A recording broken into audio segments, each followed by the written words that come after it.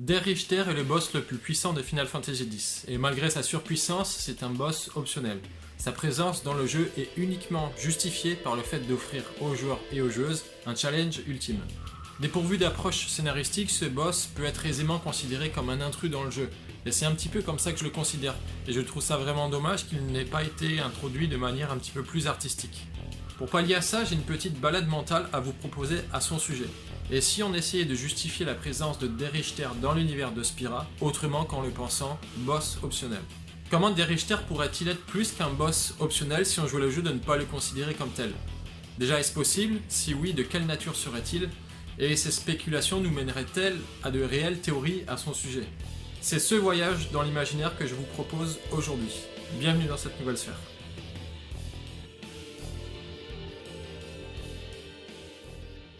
Bien que cette vidéo va rajouter une nouvelle couche de fantasy, si je peux dire ça comme ça, dans l'univers de Spira, je souhaite que ma démarche reste cohérente avec l'univers de Final Fantasy X.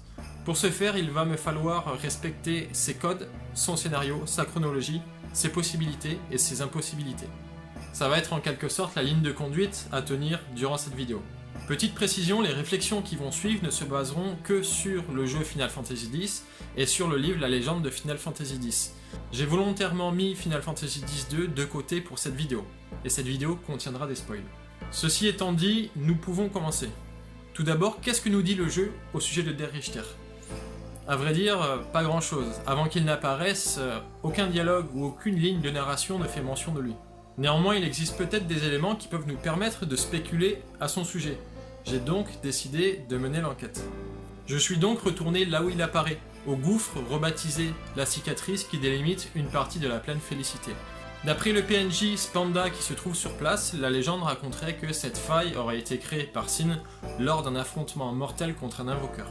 Elle nous apprend également que tous deux tombèrent au fond de la vallée et s'y donnèrent mutuellement le coup de grâce. Après quelques recherches, j'ai découvert, ou plutôt redécouvert, que l'invoqueur en question était le seigneur Gandalf. Un petit élément a attiré mon attention dans cette légende. Dans l'affrontement dont il est question, elle ne fait pas mention d'une ultime chimère.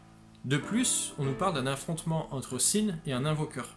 Or, d'après la tradition de l'ultime chimère qui était à l'époque le seul moyen de faire disparaître Sin, ce n'est pas l'invoqueur qui combat Sin, mais son ultime chimère, dont l'invocation lui coûte la vie. Combattre Sin sans utiliser son ultime chimère, c'est prendre le risque de se faire tuer avant de pouvoir l'invoquer. D'après le livre La légende de Final Fantasy X, Gandalf a bien invoqué son ultime chimère, ce qui lui a coûté la vie, ainsi que celui de son gardien qui est devenu le Priant. Face à ces informations, on peut être en mesure d'élaborer au moins une ou deux théories. La première serait que le seigneur Gandalf ait invoqué son ultime chimère après être tombé dans le gouffre alors que le combat avait déjà commencé.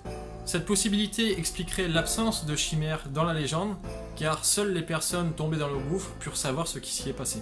Une autre théorie un petit peu plus farfelue peut nous laisser penser que Sin a vaincu l'ultime chimère de Gandalf, et que ce dernier, alors mort suite à l'invocation de sa chimère, est revenu en tant que errant pour terrasser Sin. Dans cette version, on comprendrait alors pourquoi la légende dit que c'est Gandalf qui a terrassé Sin, et non son ultime chimère. Avec ces deux versions, la légende devient un petit peu plus crédible. Dans l'une, ce qui s'est passé dans le gouffre est l'élément manquant de la légende, dans l'autre, c'est la première partie du combat qui est absente. Mais est-ce possible de vaincre Sin, je veux dire l'invocation de Yuyevon, sans utiliser d'ultime chimère? Et si c'est possible, est-ce que Yuyevon arriverait à recréer un nouveau Sin? Car en effet, Yuyevon se sert de la chimère qui a terrassé son invocation pour créer un nouveau Sin. D'après Dame Yunalesca, il serait impossible de vaincre l'invocation de Yuyevon sans ultime chimère. Mais que si jamais ça arrivait tout de même, Yuyevon serait quand même en mesure de réinvoquer Sin. Pour ne pas partir trop loin dans les spéculations, je vais plutôt me pencher sur l'idée de la chimère invoquée dans le gouffre. Mais quel rapport avec Der Richter? Avec ces éléments, je suis en mesure de formuler une première possibilité quant au fait de justifier sa présence dans le jeu, autrement qu'en le pensant boss optionnel. Et si Der Richter était l'énergie vitale de Gandalf, transformée en monstre, car non envoyée dans l'au-delà? En effet, le jeu nous apprend que les âmes des morts, lorsqu'elles ne sont pas envoyées dans l'au-delà, peuvent, dans certaines conditions, se transformer en monstres. Et on peut imaginer que plus le défunt était puissant, plus le monstre qu'il est devenu est puissant. Y a-t-il une ressemblance physique entre Gandalf et Der Richter? Clairement non.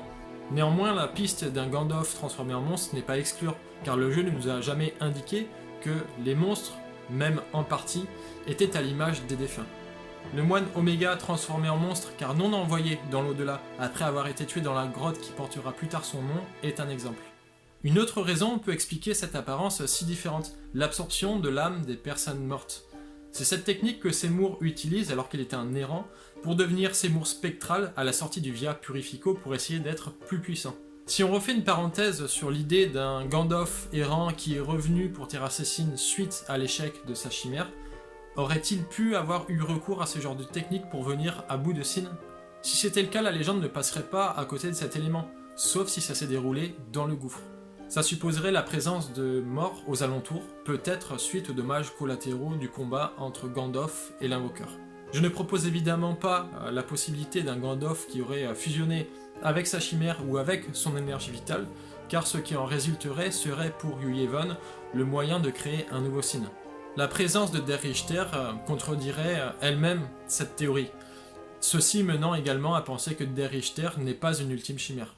Fin de la parenthèse, partons sur une nouvelle idée. L'apparition de Der Richter est précédée par l'arrivée de 5 ferro-lucioles venant matérialiser son corps, ceci éliminant l'idée que Der Richter serait une machine. Parmi ces 5 ferro-lucioles, 3 proviennent de par-delà la pleine félicité et 2 d'on ne sait où, comme si elles avaient été envoyées pour constituer, sinon invoquer Der Richter. Vous voyez, je pense, où je veux en venir.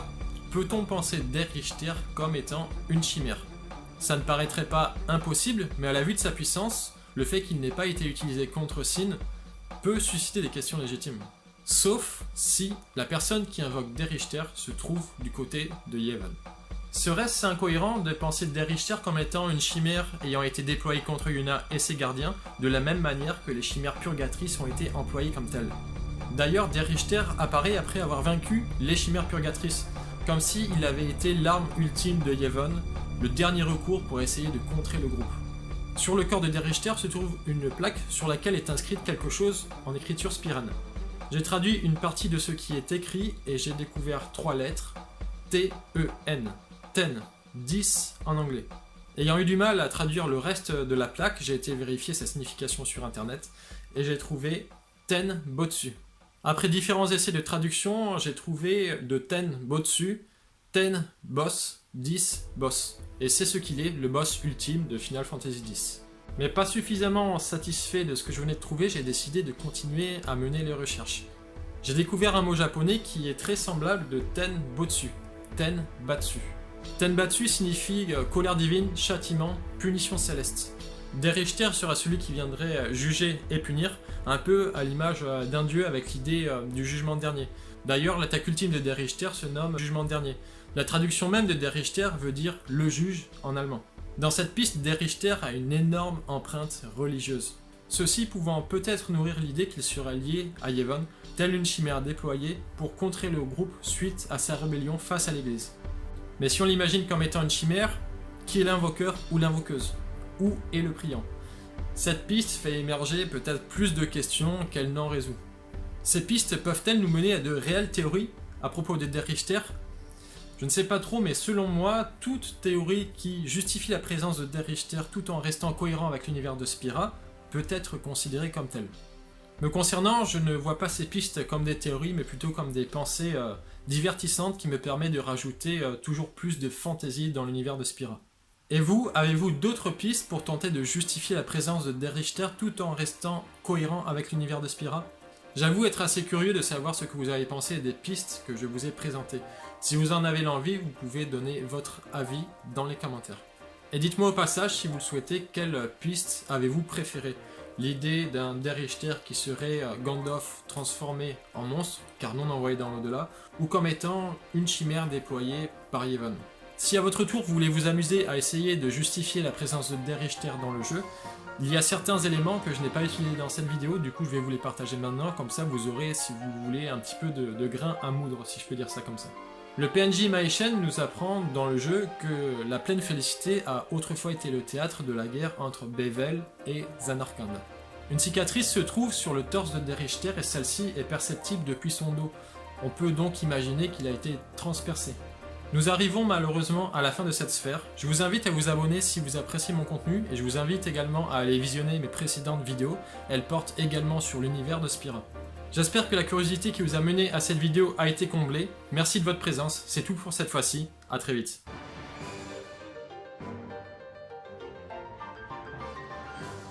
Cette vidéo n'était pas réellement terminée, elle a, si je peux dire ça comme ça, une petite fin secrète. Si le concept de cette vidéo t'a plu, je t'invite à faire pareil sur ta chaîne YouTube. Prends le Final Fantasy de ton choix, prends le boss optionnel de ton choix, dont la présence n'est pas justifiée de manière scénaristique, et élabore des théories, des pistes qui permettent de justifier sa présence dans le jeu. Si tu le fais, n'hésite pas à m'envoyer la vidéo, je serai ravi de la découvrir. Allez, ciao!